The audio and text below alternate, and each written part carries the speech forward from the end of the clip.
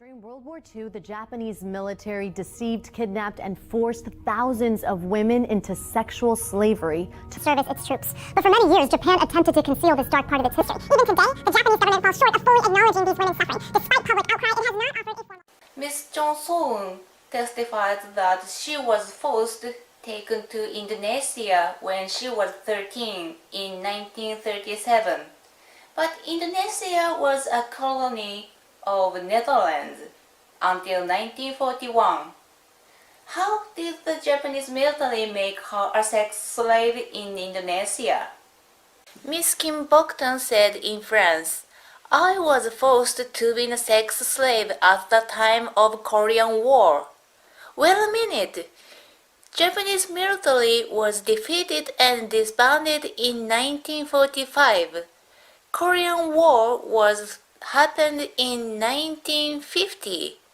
Japanese military had nothing to do with her story, but she insists that she was abducted by Japanese military when she was 14 years old, and she was forced to be a sex slave for 8 years. She was born in 1926. When she was 14 years old, it was 1940. 8 years. She had been a sex slave until 1948. World War II was over in 1945. All Japanese soldiers were war prisoners after 1945. Who had forced her to be a sex slave after 45 until 48? Miss Kim Hak-sun testified that she had been sold to prostitute house by her mother when she was 14. This testimony is the contents of the court complaint. Her testimony is nothing to do with the Japanese soldier. Miss Kim Sundok said, in 1937, when she was 17 years old, she was fooled by the word factory in Japan is looking for factory worker, and she was taken to Comfort Station in Shanghai. It is from 1938 that Japanese companies were permitted to recruit in Korea, so it was biased Koreans that deceived her. There are a lot of articles of newspapers in Korea that police arrested unscrupulous Koreans who had sold girls with kidnapping or deceiving. Japanese government at the time arrested the unscrupulous Koreans and protected the Korean women. Ms. Kang Il-chul said, when she came home from school, she was put on the truck bed by force. After 2 years since she quitted the school, she was taken away. It is quite different from that she was a student in that she was not a student. I doubt whether both are the truth. Miss Fan Kumju have changed her insistence in each interviews and lectures. Every time she tells about herself, she changed the situation she was abducted. It is so troublesome, so I focus on the age which she was abducted. 16, 17, 18, 20, 19, 14. How old will you say next time, Miss Fan Kumju? Others, there are 3 women who are testified that they were forced to work at military comfort facilities in Osaka or Taiwan. But Taiwan and Osaka were not the battlefield. They had come to work there as a prostitute. In fact, There are many records that many Koreans with prostitute license worked at prostitute town in Taiwan and Osaka. Let's take a look at the testimony of Korean witnesses of United States House of Representatives proposed House Resolution 121. It asked that the Japanese government apologize to former comfort women and include curriculum about them in Japanese schools. Congressman Mike Honda introduced it in 2007. Miss Lee Yong-soo, first, the age that she was abducted from 14 years old to 16 years old. Next, the place that she was abducted. Her testimony has been changed from regional city of Korea to Taiwan. Who did take her away? A man in clothes like military uniform, a soldier, kamikaze pilot, kamikaze unit in Taiwan. How was she abducted? She said that the abductor had threatened with bayonet at newspaper interview in 2002. She said that the abductor had covered her mouth at her lecture in 2007. When, where, by whom, how? She always changes her insistence. The year she was abducted is only consistent. It was 1944. One day, she insisted that she was forced to be a comfort woman for 3 years. Somebody asked her, "Were you forced until 1947? World War II was over." Then she changed her insistence again for 1 year. There is no consistency in her testimony. Ms. Kim Gunja, her testimonies. She was invited to work at the factory by Korean men. Her adoptive father said, "There is a place to make money. You should go there." Her adopted father asked her to go on an errand. She went there. It was a prostitute house. She was sold by her adoptive father or deceived by Korean men. Her testimonies are not related to the Japanese army.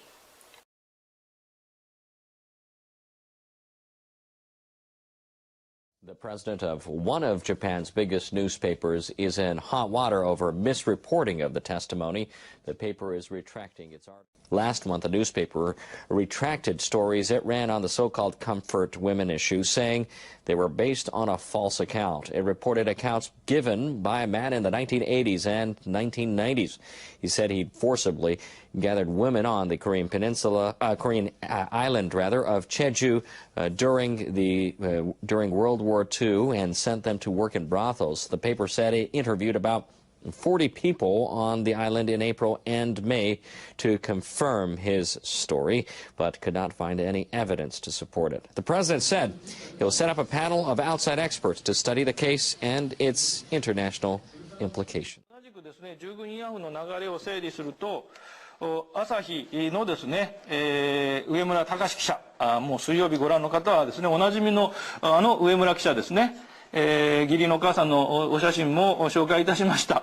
上村記者がですね、従軍慰安婦強制連行記事を平成3年の8月にですね、嘘も交えて、面白おかしくスクープをしていただいたわけであります。そしてそれを受け、この時韓国のメディアどこもまだ取り上げていないんですね。そしてそれを受けて、従軍慰安婦と、元慰安婦と称する3人が日本政府をこの年の12月に提訴いたします。そしてですね、その後、翌年の1月に宮沢首相がですね、日韓首脳会談で植民地支配と慰安婦について初めて謝罪をいたします。朝日のお膳立てが、功を奏したという形で、この謝罪。そしてその後ですね、政府の調査をいたしまして、強制連行を裏付ける資料が全くないことがこの年の7月に分かる。半年、その資料がないことが分かる半年前にですね、宮沢喜一さん、ごめんなさいと謝罪をしてるんですね。どういう頭の構造をしているのか非常に不思議なですね、方でありますけども、そして、この翌年の8月になりますと、これでは単独の自民党政権最後の日であります。とんでもない置き土産として、河野洋平官房長官の談話でですね、根拠資料のないまま強制性を認める発表をして、これで手打ちができるんじゃないかというとんでもない思い違いをしておりました。それを受けて今度は日本の教科書全社に平成8年から入っていく。日本の教科書の記述がある前には韓国にも取り上げられていなかったということを先ほど藤岡先生も述べておられましたが、これも遡ればですね、実は朝日の上村記者の誤報、ここからスタートをして、本田勝一記者の100人切り記事もこれは明らかな間違い、嘘をそのまま無批判に載せたものでありました。歴史認識の歪み、反日自虐史観、すべて嘘からスタートして、で、慰安婦について少し詳しくですね、先ほどの韓国人の記者もぜひですね、この番組を見ていただきたいところでありますけれども、その慰安婦強制連行説の虚構性ということで5点整理いたしました。まず強制連行実際行われたのであれば、それを指示した政府や軍の文書、ドキュメントがあるはずなんですね。どんなものでもいいからあるはずですが、これ政府総力を挙げて調査をしても全く出てこない、ゼロ。そして強制連行をしたんであればですね、加害者がいるはずです。そして加害者の証言が出てくるはずですけれども、吉田誠二という人のですね、嘘以外はゼロ。この吉田誠二さんの嘘をですね、朝日新聞は再三にわたって、都合4回ぐらいですね、大々的に報じているんですが、実はこの吉田誠二さんという方、この名前からして本名でなかった。そして戦後の経歴もですね、終戦間もない頃、山口県下関市の市会議員選挙にですね、日本共産党から立候補したという経歴が分かっているだけで、さっぱり分からないんですね。そしてその誠二さんの土下座をしてまで講演して回った方ですけども、嘘だったことが分かった。本人も認めてしまっているわけです。したがって加害者の証言ゼロ。そしてじゃあ目撃者がいるはずなんですね。そんな強制連行してあれば。その目撃者の証言もゼロ。そして被害者の証言が山ほどございますけれども、裏付けのあるものはゼロですね。慰安婦虚構性、支える、その実在を支えるものは全くゼロなんです。私は朝日が一番けしからんと思ってるわけですけれども、そもそも慰安婦問題は朝日新聞の誤報っていうか捏造から始まったんです。誤報っていうのは本人はなんで悪意がないんですけど、これは悪意があるんですよ。つまりね、慰安婦で最初に裁判を起こした金岳順さんというおばあさんがいるんですけれども、その人のことを最初に記事にしたのは韓国の新聞じゃなくて朝日なんですよ。ごめんなさい、1991年の8月ですね。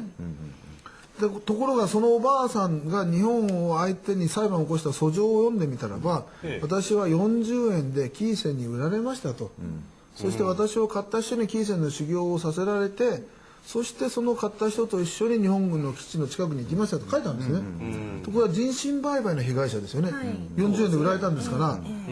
ところが朝日新聞は女子挺身隊として強制連行された女性が出てきたという記事に書いたんですよ。全然違うじゃないですか。挺身隊と慰安婦がごちゃ混ぜにされてしまったと違うものなので、そして強制連行で人身売買でされた人を強制連行と書いたんですね。その記事を書いた人は上村という記者で、今はもう朝日新聞の現役の記者で、北京特派員なんですよ。今も北京にいてですね、彼は韓国語ができるもんですから、北朝鮮問題とか日朝問題を書いてるんですね。その前はソウル特派員だったんですね。彼の奥さんっていうのは韓国人なんです。で、別に韓国人でもいいんですけど、どういう人かというとですね、その奥さんのお母さんが日本を相手に裁判を起こしている遺族会の幹部なんですよ。